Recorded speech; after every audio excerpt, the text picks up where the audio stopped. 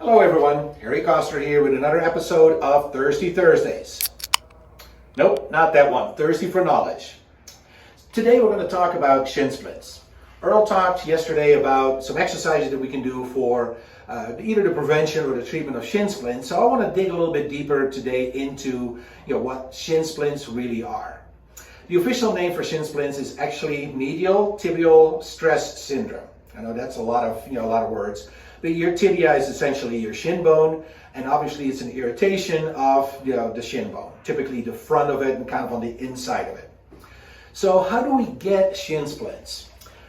Most of the times it is really it's probably typically running, but it can be any kind of overuse syndrome. So this can be runners, jumpers, we actually see it in dancers, and especially when it's a combination of too high of a load with not enough building up gradually over time, and maybe with the wrong shoes and the wrong surfaces. So let's dig into that a little bit. Anytime we start on an activity, especially something like running, you want to ease into that gradually. If you go too fast, you'll probably start having overuse, kind of symptoms, and that could be shin splints.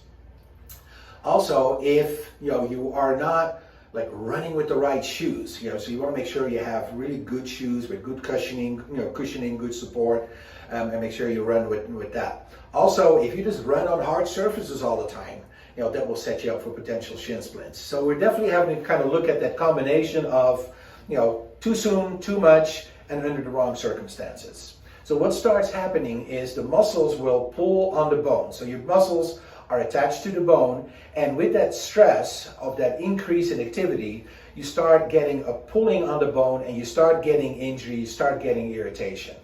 Now, if we go to extremes with that, it actually can cause a stress fracture, which is a fracture of the bone, not like you're breaking it in two, but where there's just a really solid irritation of the bone that's causing problems, and we definitely want to avoid that.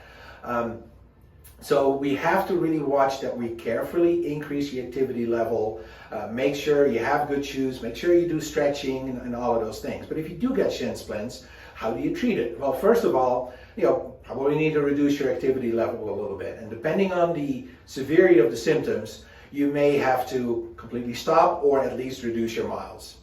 The next thing is make sure you evaluate your shoes, make sure you're wearing the right type of shoes, and look at the surface that you're running on. So maybe you need to start running on a track, on grass, and not always on asphalt or concrete. All right. Other treatment can definitely be, putting ice on it. We can definitely do some light massaging of it, definitely stretching of the, of the whole lower leg, both the front muscles and the back muscles. And I'll refer to Earl's video from yesterday on some details on that.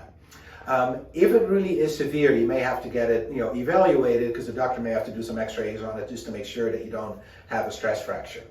Okay. So, how painful are shin splints? Well, they can really be, pretty painful to the point that you may not be able to run. So if you start seeing some of these initial signs, and the signs are really just pain, irritation, swelling, typically on the front or the inside aspect of your lower leg, start really already looking at what you need to change. Okay, so if you have any questions, call us for more information, and looking forward to the next episode of Thirsty Thursdays.